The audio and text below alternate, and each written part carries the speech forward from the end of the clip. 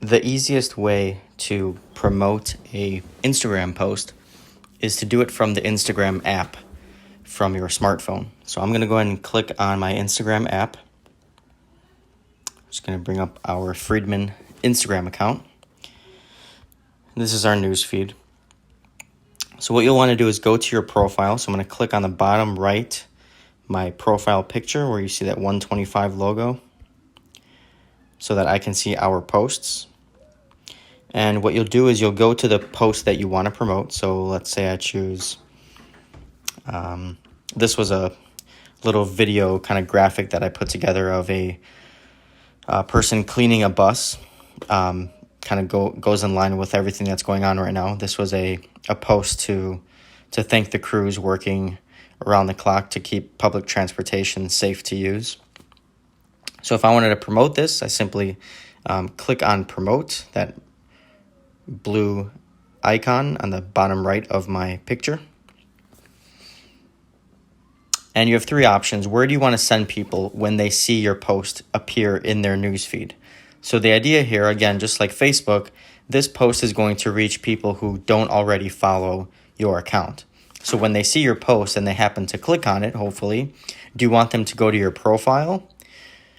Do you want them to go to a website, and you can specifically choose what website they go to? Or do you want them to send you direct messages? In most cases, I choose to have people go to our profile because we're always trying to build our followers, always trying to build our brand. But if it's a specific news article or a blog post, then I can choose our website. So for now, I'm going to stick with your profile. I click next on the top right. And now I'll choose my audience. As you create ads, your audiences will be saved here, so you can always go back and refer to an audience that you've used in the past. You can also select automatic, which means Instagram will target people that are similar to your current followers. That's probably the safest bet. You'll typically reach people that are similar to those who already follow you. But if you're looking for a very specific location, then you can create your own at the very bottom. So if I click on create your own, then you'll give it a name. So I can call it, bus, or I can call it, Chicago bus. And a location, it'll automatically choose or pull from your business location if you have one on file. And you can choose the radius, so I can move this bar at the bottom, my radius. I can go as little as 1 mile from Friedman Seating all the way up to 30 miles from Friedman Seating. So obviously if you want to reach more people, then you want to have a larger radius. You can also click on regional, and you can add countries, regions, and cities in this location here. Back at the very top, you'll notice I have a potential reach of 6 million people, which is great. It's giving me a green bar there, which means I'm where I want to be. It's not too targeted, and it's not too broad of an audience. I'm kind of in the middle. Now, 6 million people is a lot. Depending on my actual budget, that number is going to decrease. So this is best case scenario. So if I'm good with a 30-mile radius of Friedman Seating, I can click on done at the top. It takes me back here, where now I can add interests. So interests could be anything from, public transportation,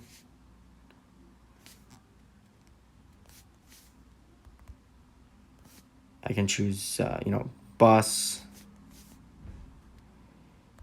I can just choose transportation.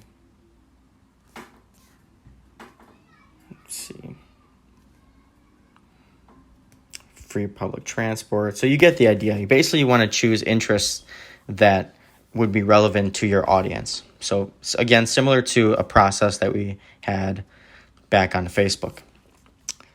You want to add, as many as you feel are relevant, again, to your audience. And as you add these, your potential reach at the very top will change as well. So if I click on done, now I've got a potential reach of 390,000. At the very bottom, I have an option of age and gender. I typically keep it open. Depending on the type of business, you may want to start the age at 18 or 21 or even higher than that, depending on the audience that you're trying to reach. So I'll start mine at 21, just because this content typically resonates with an older audience, not so much teenagers. All right, so I've got my name, location, interests, and age and gender. I can click on done at the top. And now you can see that my Chicago bus audience is selected. When I hit next, I will choose my budget. So your budget is a daily budget on Instagram. So by default, it just gives me a budget of $5 a day, but I can go as low as $1 per day. And I can run this, for 10 days. So in total, I'm going to spend at most $10. And my estimated reach for those $10 is between 1,700 and 4,400 people. So not a bad result for such a low budget. So for $10, we'll see what this actually does. This is just an estimated reach.